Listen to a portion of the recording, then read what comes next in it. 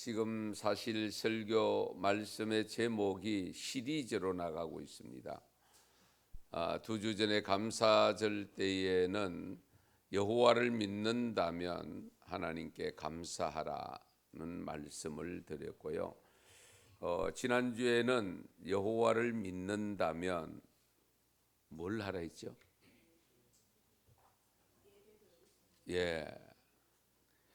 벌써 다 잊어버리신 것 같은데요. 예배를 우선하라는 말씀을 드렸고, 오늘은 여호와를 믿는다면 말씀에 순종하라는 제목으로 하나님의 음성을 들으려고 합니다. 우리가 하나님을 경외하는 믿음을 가졌다고 할 때에 그 믿음을 표현하는 것은 하나님의 말씀에 순종하는 겁니다. 우리가 누구를 존경한다, 누구를 사랑한다라고 할 때에 가장 그것을 확고하게 보정해 주는 게 뭐냐? 그분의 말을 복종하고 순종하는 데 있습니다. 아무리 내가 당신을 사랑합니다, 당신을 존경합니다, 당신을 뭐 어떻게 합니다 그래도 말을 제대로 들어주지 않는다면 그건 존경하는 것이 아니죠. 그거는 사랑하는 게 아닙니다. 우리가 여호와 하나님을 경외하는 믿음을 갖고 있다면 하나님의 말씀에 조건 없는 순종이 따라야 됩니다.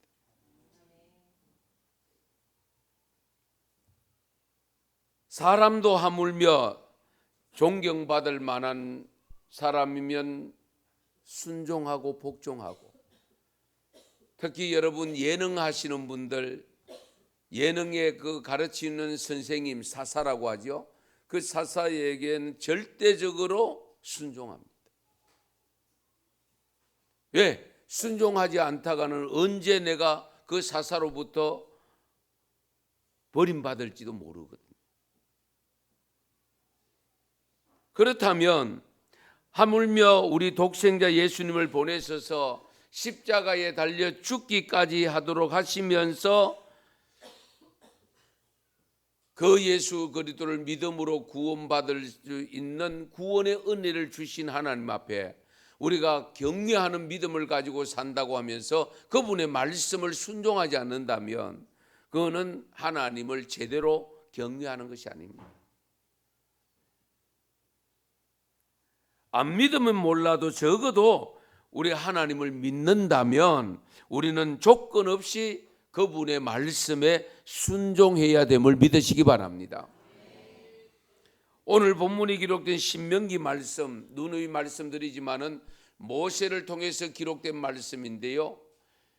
이것은 모세가 이스라엘 백성들을 이끌고 출애굽해서 광야 40년을 돌아서 이제 40년째 되던 해에 요단강만 건너면 이제 가나안 땅에 들어가기 직전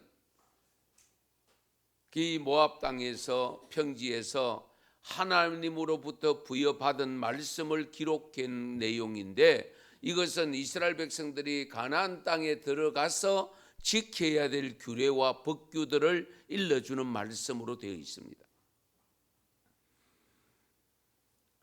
그래서 오늘 읽은 신명기 4장 5절 말씀에 보시면 내가 나의 하나님 여호와께서 명령하신 대로 규례와 법도를 너희에게 가르쳤나니 이는 너희가 들어가서 기업으로 차지할 땅에서 그대로 행하게 하려 함인저.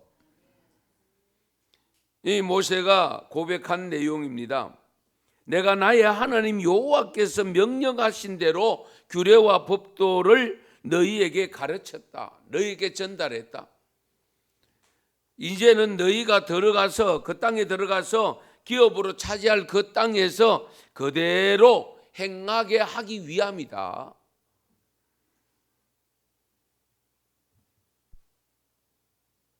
오늘 본문 4장 1절에 보면 모세가 가르치는 규례와 법도를 듣고 준행하라고 일러주고 있습니다. 그것이 사는 길이라고 엄히 말씀하고 있습니다. 그것이 곧 하나님이 조상들에게 약속한 땅에 들어가서 그것을 차지하게 되는 길이라고 일러줍니다. 가장 중요한 것은 하나님이 모세를 통하여 주시는 하나님의 말씀에 조건 없이 순종하는 겁니다. 말씀을 순종할 때에 가나안 땅을 온전히 얻게 되어지고 죽지 않고 살 수 있게 된다고 일러주고 있습니다. 그러면 오늘날 이 말씀을 그대로 우리에게도 적용이 된다는 사실입니다. 우리에게 주신 신구약 66권을 통해서 주시는 말씀을 듣고 순종할 때에 우리가 살고 더 좋은 땅을 차지하여 부유한 삶을 누리게 된다는 말씀이기도 합니다. 여기서 우리가 명심해야 될 것이 있는데요. 말씀을 듣고 순종하는 삶을 살아갈 때에 그 말씀을 어떻게 받아들이는가가 중요합니다. 말씀을 있는 그대로 받아야 됩니다. 그래서 젖과 꿀이 흐르는 땅을 온전히 차지하고 생명의 길로 걸어가는 삶이 되기 위해서는 하나님의 말씀을 가감하지 말라라고 일러줍니다. 가감하지 말라. 보태도 안 되고 빼도 안 된다. 오늘 읽은 4장 2절을 보시면 내가 너에게 명령하는 말을 너희는 가감하지 말고 내가 너에게 내리는 너희 하나님 여호와의 명령을 지키라. 여기 가감하지 말라고 했습니다. 그리고 신명기 12장 32절 말씀에도 보면 우리 신명기 12장 32절 같이 한번 읽겠습니다. 내가 너희에게 말을 너희는 지켜 행하고 그것에 가감하지 말지니라. 아멘. 우리 하나님의 말씀은 절대적이고 완전하고 정확무오한 법칙이라고 일러주고 있습니다. 그래서 여호수아 1장 7절에도 이런 말씀이 있습니다. 오직 강하고 극히 담대하여 나의 종 모세가 네게 명령한 그 율법을 다 지켜 행하고 우로나 좌우로나 치우치지 말라. 그리하면 어디로 가든지 형통하리라. 가감하지 말라고 하는 것과 좌로나 우로나 치우치지 말라고 하는 것은 비슷한 의미잖아요. 결국 말씀을 있는 그대로 받아서 믿고 믿음대로 믿는 대로 순종하는 것이 하나님을 경외하는 신앙의 정표가 됩니다. 사실 오늘날 우리 이단과 사이비가 발생하는 이유가 말씀을 가감하기 때문에 그렇습니다. 지나치게 해석해서 없는 말을 더 붙여서 이야기하는 경우 있고 또 반드시 뜻이 함축하고 있는데도 불구하고 그 함축된 메시지를 전혀 생각하지 않으려고 빼먹어버리는, 그래서 이단이 발생합니다. 마태복음 5장 18절 말씀에 보면 진실로 너희에게 이르노니 천지가 없어지기 전에는 율법의 1.1획도 결코 없어지지 아니하고 다 이루리라. 1.1획이라도 없어지지 않는다고 했습니다. 그리고 다 이루어진다고 했습니다. 우리 하나님의 말씀은 아무리 시대가 변해도 변하지 않습니다. 가감되지 않습니다. 우리 하나님의 말씀은 결코 없어지지 않습니다. 그대로 이루어집니다. 지금 이 세상에 지구상에 돌아가는 모든 법 내용들도 여러분 성경 자세히 읽어보세요. 그대로 지금 말씀대로 진행되어지고 있습니다. 갈수록 예수 믿는 사람이 줄어들 수밖에 없고요. 갈수록 모임이 많아져서 여러분들이 주님 앞에 나와서 예배드리고 기도드리고 봉사하는 이런 삶을 살지 못하게 막는 일들이, 그것을 흐트러뜨리는 일들이 많이 발생한다는 것을 항상 염두에 두셔야 됩니다. 거의 성경적입니다.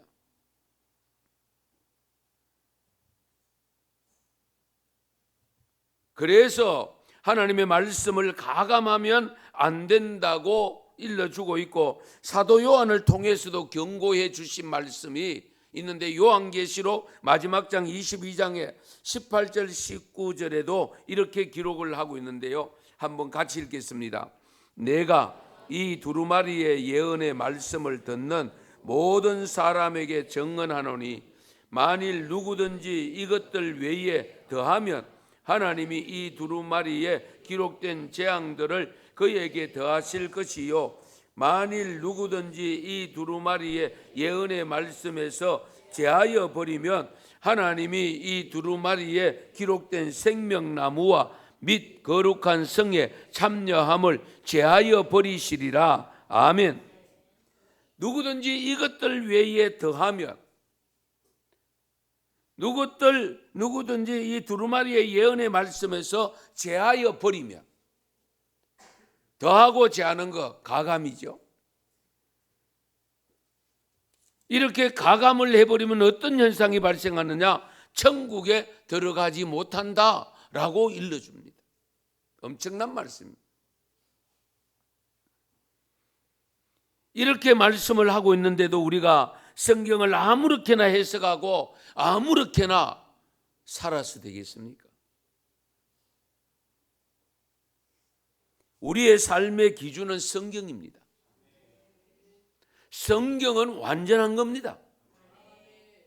내 생각, 이 시대의 흐름에 따라서 가감하면 안 됩니다. 가감 없이 말씀을 듣고 행할 때에 죽지 않고 산다라고 일러주고 있습니다. 살아서 약속의 땅, 가나안 땅을 차지하게 되는 것도 마찬가지입니다. 가끔 우리가 웃으려고 하는 말 중에 하지 말아야 될 말인데, 여러분 혹 들어보셨어요? 내가 복음. 내가 복음이 요즘 많다. 말씀을 내 멋대로 해석해서 내 기준에 맞추어서 살려고 하는 사람들을 두고 하는 말입니다. 내 생각은 이렇다. 그러면 하나님의 생각이 없잖아요. 내 생각이지. 굉장히 조심해야 됩니다. 앞에서는 담임 목사로서 말씀을 준비해서 여러분에게 드릴 때도 할 수만 있으면 내 생각은 거기에 들어가면 안 됩니다. 저의 생각이 들어가면 안 됩니다.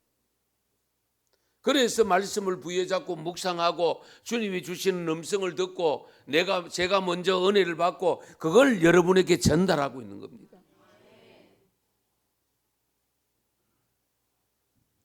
우리가 무슨 일을 하든지 어떤 일을 결정하든지 항상 먼저 생각해야 될 것은 하나님의 말씀입니다. 이 하나님의 말씀을 먼저 생각하지 아니하고 우리가 상식적인 생각을 가지고, 그리고 시대에 돌아가는 이 세상에 변화된 이런 내용들을 자꾸 먼저 생각하다 보니까 하나님의 말씀은 뒤로 밀려나고, 그러다 보니까 분쟁이 많이 발생합니다. 왜? 하나님의 말씀 하나 있으면은 그걸로 연합하고 통일되어서 나갈 건데 전부 사람의 생각이 앞서서 들어오다 보니까 분쟁이 생길 수밖에 없습니다.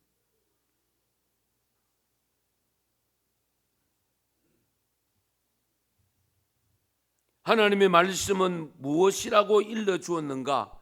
그걸 찾으셔야 돼요. 내가 일을 해야 됩니까? 말아야 됩니까? 말씀 읽으면서 말씀에서 해답을 찾으셔야 돼요. 내가 가야 됩니까? 가지 말아야 됩니까? 내가 그곳에 가서 앉아 있어야 됩니까? 있지 말아야 됩니까? 등등. 여러분들이 큰 일이든 적은 일이든 어떤 것이든지 그것이 갈등의 요소가 있다는 것이 전제되어지면 반드시 기도하면서 하나님의 음성을 듣고 그 말씀에 순종하면 실수가 없습니다. 그렇지 않고 아이고 저 가서 되나? 그러면서도 기웃거리고 가면 반드시 뒤에 가면 후회할 일이 생깁니다.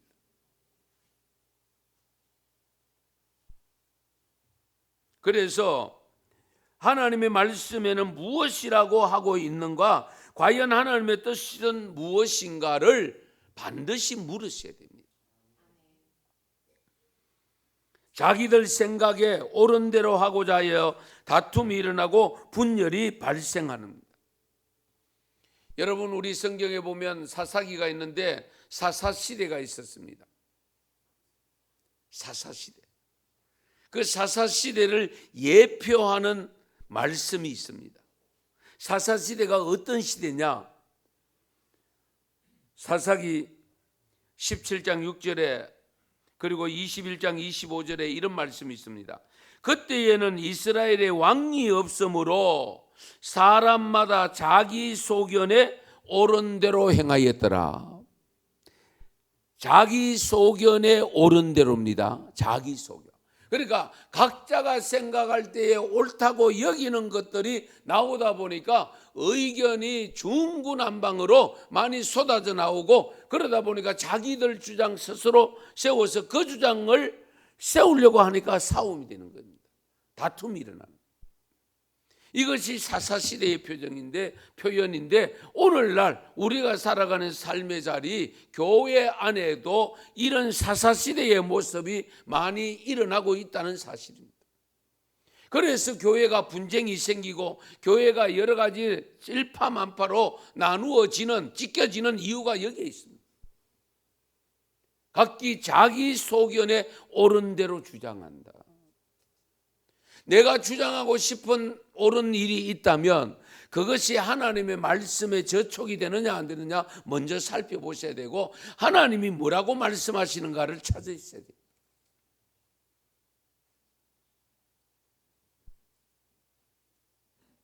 우리 한국 교회가 혼란스럽고, 한국에 있는 가정들이 혼란스럽고, 사회가 혼란스럽고, 나라가 혼란스러운 이유가 바로 여기에 있습니다.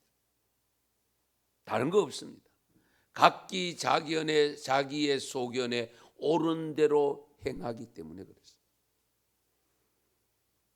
여기에서 전부 중심을 하나님의 말씀으로 모으면 말씀에 의해서 전부가 하나 될 수밖에 없죠. 그러므로 성도 여러분, 우리는 어떤 말씀이든지 말씀에 가감하지 않고 있는 그대로 순종하는 믿음이 되시기 바랍니다. 오늘 본문 4장 2절 하반절 말씀 보시면, 내가 너희에게 내리는 너희 하나님 여호와의 명령을 지키라. 그리고 레위기 18장 5절에도 이런 말씀이 있습니다. 레위기 18장 5절에 같이 읽습니다. 너희는 내 규례와 법도를 지키라. 사람이 이를 행하면 그로 말미암아 살리라. 나는 여호와이니라. 아멘. 20장 22절, 레위기 20장 22절 같이 읽습니다. 너희는 나의 모든 규례와 법도를 지켜 행하라. 그리하여야 내가 너희를 인도하여 거주하게 하는 땅이 너희를 토하지 아니하리라. 아멘. 그리고 레위기 22장 31절도 너희는 내 계명을 지키며 행하라. 나는 여호와이니라. 계속 강조합니다. 하나님이 일러주시는 계명, 규례, 법도 지켜 행하라. 내가 여호와다. 내가 하나님이다. 그러므로 너희들은 나의 말을 지켜라. 순종해라 하는 것으로 되어집니다. 우리가 살고 있는 시대는 우리 신앙생활에 더하거나 제하는 경우가 쉽게 발생할 수 있는 시대입니다. 왜? 사람들의 머리가 명석하고 또 세상이 워낙 변화무쌍한 세상 속에 살다 보니까 하나님의 말씀이 고리타분하게 느껴지기도 하고, 그 말씀대로 내가 살아야 되느냐 말아야 되느냐 온갖 의심도 생기고 걱정도 생기고 의문도 생기다 보니까 탈선하는 경우가 많고, 들어와서 정착하지 못하고 뛰쳐나가는 경우들도 많이 있습니다. 성도 여러분, 이 시대를 따라갈 것인가 아니면 거꾸로 갈 것인가 잘 생각하셔야 됩니다.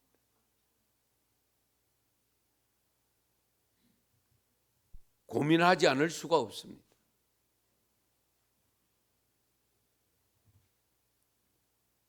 여러분 욥 아시죠? 욥 기서를 읽어보면 욥이 하루아침에 재산 다 잃고 자녀 다 잃어버리고 몸에 피부병까지 와서 부인까지도 아내까지도 하나님 저주하고 죽으라 할 정도로 그런 몹쓸병에 걸려있다는 소식을 듣고 세 친구가 위로한다고 올라왔다가 위로하기는커녕 오히려 욥의 마음을 더 흩어려 놓는 사건이 있었습니다. 그런데요, 세 친구의 그 모든 변론을 다 듣고 욥이 결론 지은 내용의 말씀이 한 구절이 있는데 욥기서 6장 25절입니다. 같이 읽습니다. 옳은 말이 어찌 그리 고통스러운고 너희의 책망은 무엇을 책망함이냐. 아멘. 30절도 한 번 더 읽겠습니다. 30절입니다. 내 혀에 어찌 불의한 것이 있으랴. 내 미각이 어찌 속임을 분간하지 못하랴. 옳은 말이 어찌 그리 고통스러운고. 옳은 말인 듯 하지만 그 말 속에 사랑과 긍휼이 배어져 있지 않다는 것을 지적한 내용입니다. 우리도 가끔 보면 말은 옳은데 그 안에 덕이 들어가 있지 않으므로 은혜스러운 말이 들어가 있지 않으므로 오히려 위로가 되기는커녕 상처가 되는 경우가 있지 않습니까?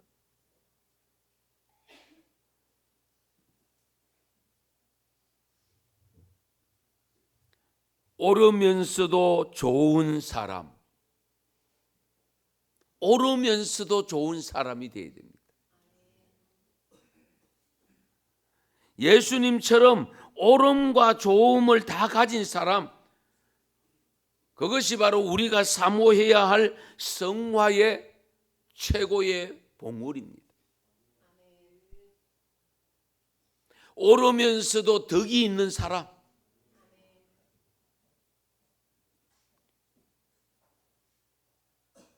순종하는 성도가 되려면, 말씀에 순종하는 삶이 되려고 하면 때로는 미련하다는 소리도 들을 수 있어야 됩니다. 때로는 어리석다는 소리도 들을 수 있어야 됩니다. 진정 순종하는 성도가 되려고 하면 예수를 유별나게 믿는다는 소리도 들을 수 있어야 됩니다. 왜? 자기들이 하지 못하는 것을 다 하고 있으니까 별스럽게 믿는다. 주일날 하루만 가면 되지. 수요일도 가고 새벽도 가고 금요일도 가고 왜 그렇게 많이 가느냐고 그런 소리를 들을 수 있어야 돼요.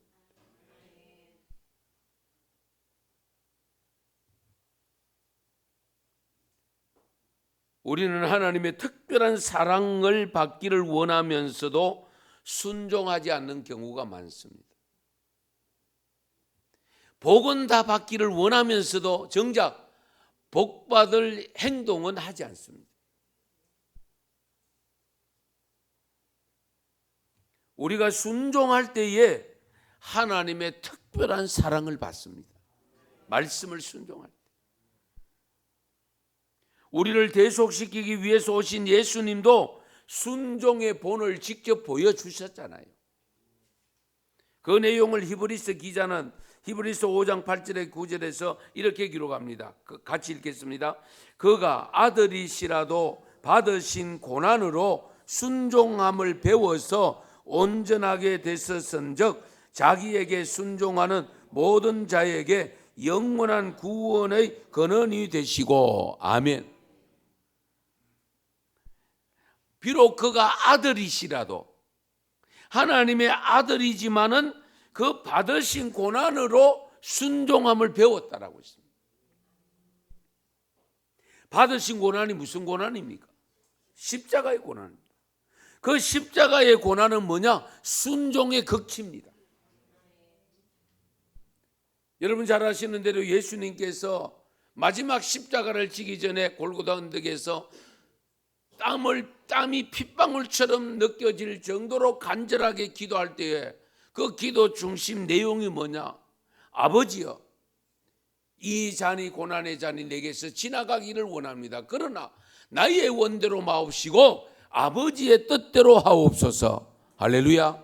그 아버지의 뜻대로 한 것이 뭐냐? 십자가를 지는 것이었습니다. 그래서 묵묵히 그 십자가를 지고 가신 겁니다. 예수님의 능력 같으면 십자가를 뿌리칠 수도 있고 십자가에 못을 박는 사람의 손을 멈추게 할 수도 있고 그 사람들이 적석에서 죽게도 하실 수 있는 능력을 가졌음에도 불구하고 순순히 바보처럼 십자가에 못 박혔던 이유가 뭐냐? 하나님 아버지의 말씀에 순종하기 위해서입니다.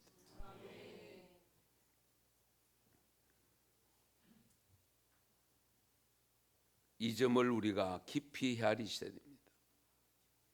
우리가 예수님의 순종함을 배우셔야 됩니다. 내가 하기 싫지만은 그러나 하나님이 원하신다면 해야 되잖아요. 내가 하고 싶지만은 하나님이 원하신다면 안 할 수도 있어야 되거든요.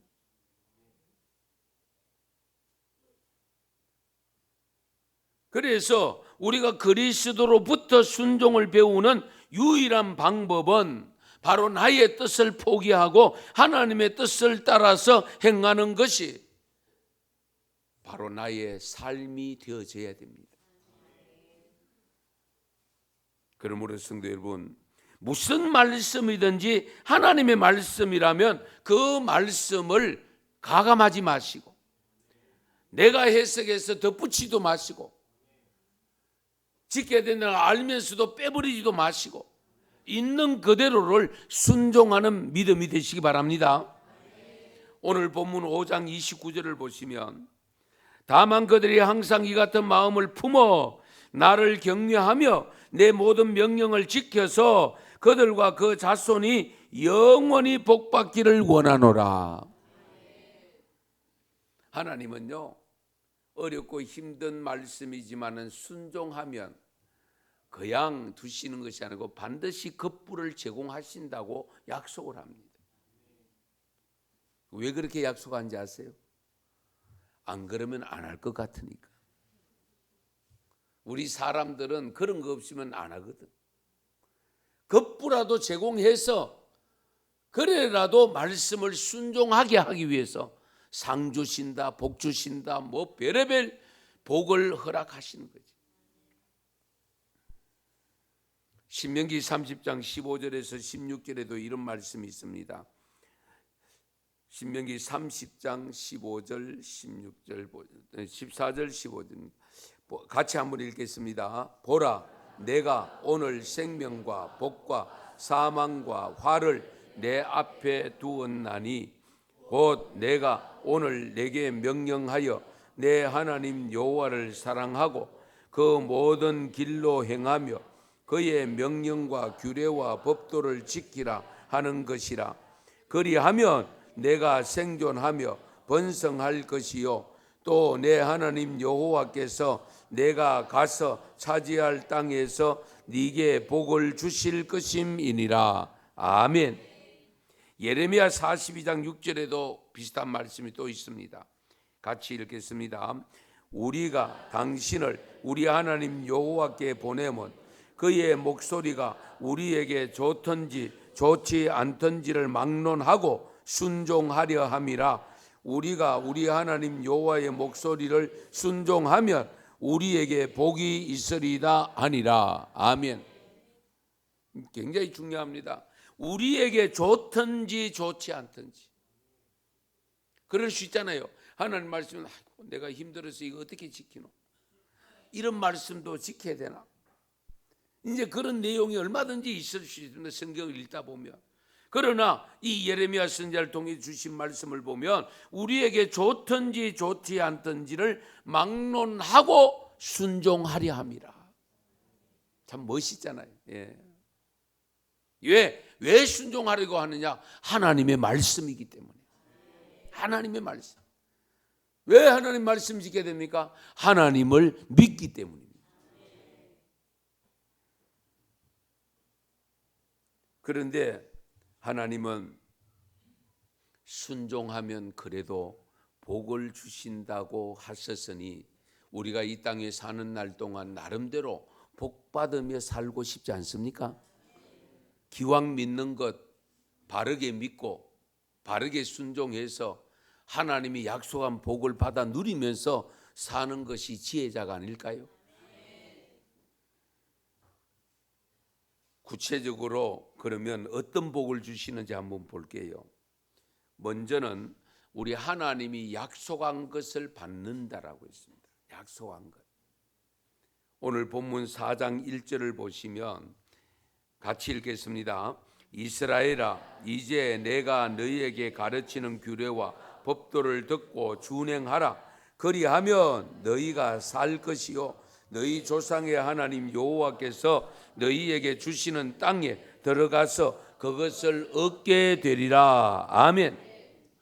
하나님이 이미 아브라함 때부터 이삭과 야곱 때부터 너희들이 젖과 꿀이 흐르는 땅에 들어가서 영구히 살도록 해주신다고 약속한 그 약속도 너희들이 내 말을 듣고 지킬 때에 끝까지 가지, 그렇지 않으면 중간에 없어질 수도 있다는 겁니다. 굉장히 중요한 부분입니다. 우리가 하나님의 말씀을 잘 듣고 지켜 행하면 하나님이 약속한 그 땅에서 복을 지속적으로 누릴 수 있지만은 그렇지 않으면은 언제든지 그 복된 자리에서 멀어질 수 있다는 거예요. 그건 실제적으로 이스라엘 백성들을 통해서 우리에게 보여주셨잖아요.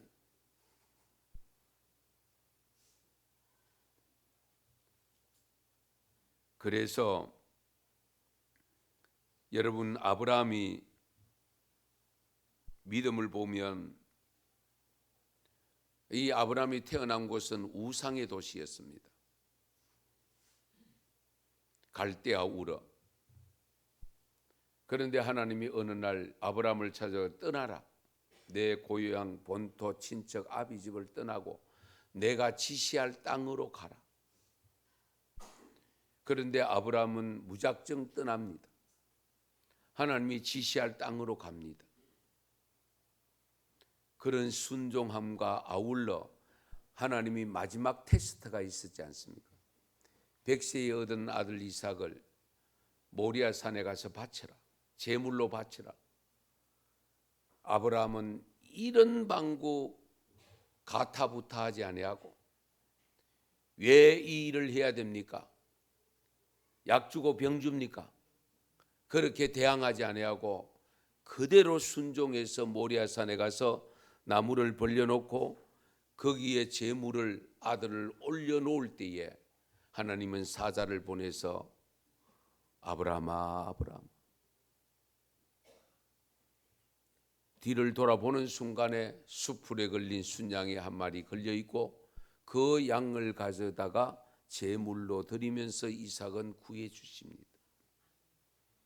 그 내용을, 결론을 창세기 22장 12절에 이렇게 기록합니다. 사자가 이르시되 그 아이에게 내 손을 대지 말라. 그에게 아무 일도 하지 말라. 네가 내 아들 내 독자까지도 내게 아끼지 아니하였으니 내가 이제야 네가 하나님을 경외하는 줄을 아노라. 아멘. 이제야 네가 나를 경외한다는 것을, 진실함을 내가 이제 발견했다. 우리 하나님이 바로 이런 분.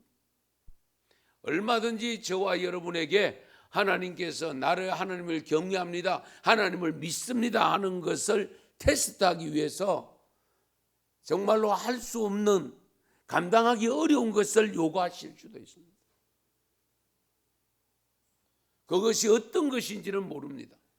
시간을 내라고 할 수도 있고 물질을 드리라고 할 수도 있고 내 몸 바쳐서 정말로 이 몸을 던져서 하라고 하실 수도 있고 다양한 경우가 있을 수 있는데, 문제는 순종하느냐 안 하느냐에 따라서 복이 될 수도 있고 복이 안 될 수도 있습니다. 그런데 아브라함은 순종함으로 믿음의 조상이 되었습니다. 여러분 잘 아시는 대로 노아 홍수 심판 전에 하나님께서 당대의 의인인 노아에게 방주를 아라랏산에 가서 지으라고 할 때에 그 산은 해안가에 있는 산이 아니고 높은 산이었습니다. 그 방주를 지을 때 사람들은 손가락질을 엄청나게 했습니다. 그러다 보니까 곧 비가 쏟아질 테니까 거기에 방주로 들어오라고 해도 들어올 사람이 없이 오로지 노아의 8 식구, 세 아들과 세 자부와 그리고 노아의 부부 8 식구만이 구원을 받습니다. 한번 생각해 보십시오. 그렇게 될 수 있었던 것은 노아가 하나님의 말씀에 순종해서 방주의 규격까지 다 나옵니다. 재질까지 나옵니다. 그대로 순종했습니다. 그런데 말 못하는 짐승들 암수 상씩은 다 불러들였습니다마는 사람들은 오지 않았습니다. 여러분, 지금 당장의 이치에 맞지 않는 것 같고 시대에 맞지 않는 것 같고 시대에 뒤떨어지는 것 같고 여러 가지 상황이 있을 수 있으나 하나님의 말씀이라면 순종하시기 바랍니다. 이것이 우리의 믿음입니다. 우리가 영원한 천국을 향하여 살아가는 믿음을 가지고 있습니다. 그 믿음의 결과가 분명해지려고 하면 하나님의 말씀에 순종하는 믿음이어야 됩니다. 그 다음에 우리 하나님께서 순종하는 자에게 주시는 복은 여호와의 지혜와 지식을 얻는 복입니다. 오늘 본문 신명기 4장 6절 말씀을 보시면 너희는 지켜 행하라. 이것이 여러 민족 앞에서 너희의 지혜요 너희의 지식이라. 그들이 이 모든 규례를 듣고 이르기를 이 큰 나라 사람은 과연 지혜와 지식이 있는 백성이로다 하리라. 하나님의 말씀을 지켜 행할 때에 하나님은 그것이 바로 우리 삶의 지혜가 되어지고 지식이 되게 하는데, 그 광경을 보고 있는 다른 불신자들이 볼 때에 야, 하나님의 자녀들은 지혜가 있구나, 지식이 충만하구나 하는 것을 인정하게 된다고 했습니다.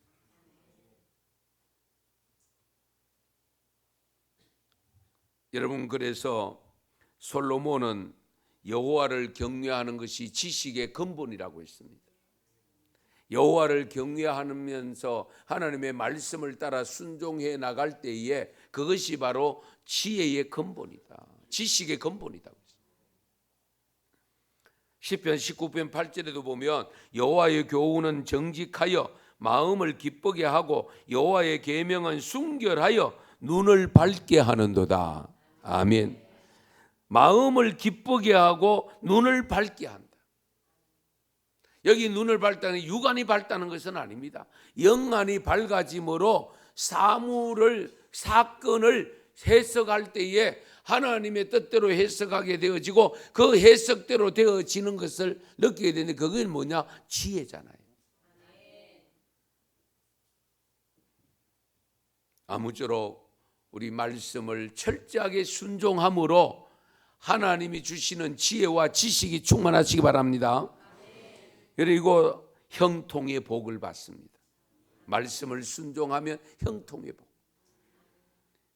여호수아 1장 8절에 보면 이런 말씀이 있습니다. 이 율법책을 내 입에서 떠나게 하지 말며 주야로 그것을 묵상하여 그 안에 기록된 대로 다 지켜 행하라. 그리하면, 같이 읽겠습니다. 내 길이 평탄하게 될 것이며 내가 형통하리라. 아멘. 여기 그리하면이 뭡니까?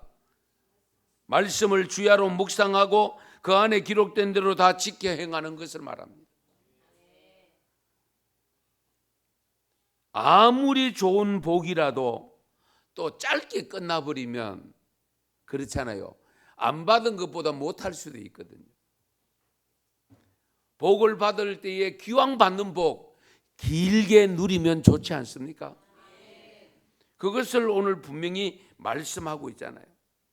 그리하면 내 길이 평탄하게 될 것이라 네가 형통하리라. 오랫동안 누리는 삶이 되려고 하면 말씀에 순종하는 삶이다 하는 것이 신명기 5장, 오늘 본문 5장 32절 33절 같이 한번 읽겠습니다. 그런즉 너희 하나님 여호와께서 너희에게 명령하신 대로 너희는 삼가 행하여 좌로나 우로나 치우치지 말고 너희 하나님 여호와께서 너희에게 명령하신 모든 도를 행하라. 그리하면 너희가 살 것이요 복이 너희에게 있을 것이며 너희가 차지한 땅에서 너희의 날이 길리라. 아멘. 너희의 날이 길리라. 복받은 삶이 길게 된다는 거예요. 한 해 좋아졌다가 뭐 평생을 고생하는 거 있을 수 있잖아요. 예. 한 달 좋아졌다가 몇 달이나 고생해야 되는 경우도 있을 수 있습니다. 그런데 하나님께서 가나안 땅에 들어가서 너희들이 말씀 규례와 법도를 지켜 행하면 하나님께서 그 땅에 너희들의 그 복된 삶을 길게 하신다. 신명기 11장 8절 9절 말씀 또 있는데 같이 읽습니다. 그러므로 너희는 내가 오늘 너희에게 명하는 모든 명령을 지키라. 그리하면 너희가 강성할 것이요 너희가 건너가 차지할 땅에 들어가서 그것을 차지할 것이 또 여호와께서 너희의 맹세하여 그들과 그들의 후손에게 주리라고 하신 땅 젖과 꿀이 흐르는 땅에서 너희의 날이 장구하리라. 아멘. 여기 장자가 긴 장자입니다. 길게 되리라. 옛날 어느 나라에 지혜로운 왕이 있었는데 신하들을 다 불러 모았어요. 충성심을 시험해 보기 위해서 정말 아름답게 빛나는 커다란 보석을 하나 갖다 놨어요. 보석을 갖다 놓고 그 중에 신하 중에도 차별이 있잖아요. 그래서 제일 앞선 신하에게 이 보석의 가치가 얼마쯤 되겠냐라고 물었더니만은 황금 10수레보다도 더 가치가 있을 것 같습니다. 그때에 그러면 지금 당장 이 보석 깨버려. 그러니까 이 신하가 아니 그 보석을 깨다니요. 예, 안 됩니다. 못 깹니다. 다음 신하에게 이 보석의 가치가 얼마쯤 되어 보이나 또다시 물었을 때에 영국의 왕국의 반을 줘도 이런 보석을 사기가 어려운 만큼 가치가 있습니다. 그래 이 보석 깨트려버려. 아니 그 보석을 어떻게 깨트려요? 못 깹니다. 다음 사람도 똑같이 그 보석을 너무 가치 있는 보석을 못 깨드는데 그 신하 중에 시골에서 올라온 신하가 있었는데 동료들한테도 구박을 받고 지내던 그런 신하가 있었어요. 그 신하에게 이 왕이 묻습니다. 이 보석 가치가 얼마나 돼 보이느냐. 그렇게 했을 때에 이 신하가 대답합니다.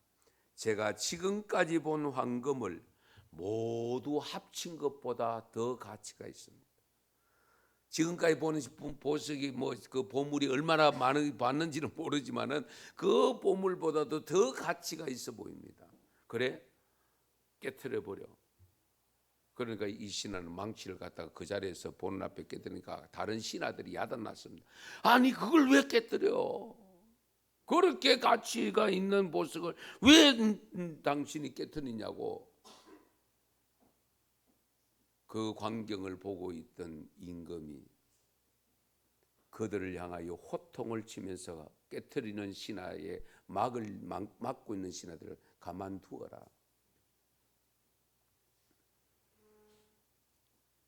중요한 말을 왕이 합니다. 이놈들, 보석과 왕명 중에 어느 쪽이 더 귀하냐?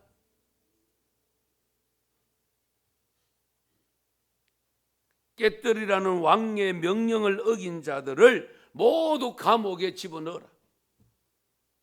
보석이 더 귀하냐? 왕명이 더 귀하냐? 이 중요한 내용입니다. 세상에 우리가 누리고 있는 그 무엇보다도 주님의 말씀의 명령이 덜 귀하냐는 겁니다.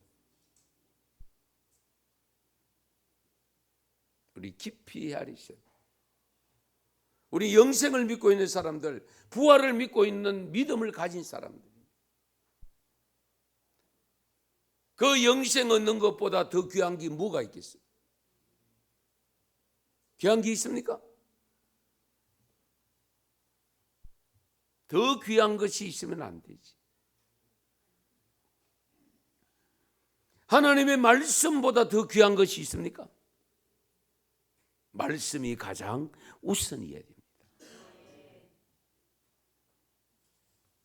사도행전 5장 29절 오늘 본문 말씀, 베드로와 사도들이 대답하여 이르되 사람보다 하나님께 순종하는 것이 마땅하니라. 하나님께 순종함이 마땅하니라. 그렇다고 해서 하나님 사람을 순종하지 말라는 것은 아닙니다. 내 부모를 공경하라고 했고요. 우리가 주위에 신뢰를 주기 위해서는 반드시 우리가 오고 가는 신뢰 속에는 순종함이 필요하잖아요. 진정한 순종의 삶, 우리 말씀에 순종함의 삶을 살려고 하면 여러분들이 생각을 가져야 될 것이 몇 가지인데 잘 들으세요. 힘들어도 순종해야 됩니다. 그리고 손해가 되더라도 순종해야 됩니다. 억지로라도 순종하셔야 됩니다. 믿음으로 순종하셔야 됩니다. 우리가 순종을 언어로 표현하는 단어가 뭔지 아세요? 그것이 아멘입니다. 오늘 말씀을 듣고 아멘한 분들은 순종의 삶의 열매를 맺음으로 말미암아 하나님께서 약속하셨던 형통의 복을 받으시고 받은 복 장구하게 누리시기를 바랍니다. 그런 놀라운 역사가 여러분의 삶 속에서 일어나서 많은 믿지 않는 사람들에게 증거되는 역사가 있기를 축원합니다. 축복합니다. 기도드리겠습니다. 하나님 아버지 감사합니다.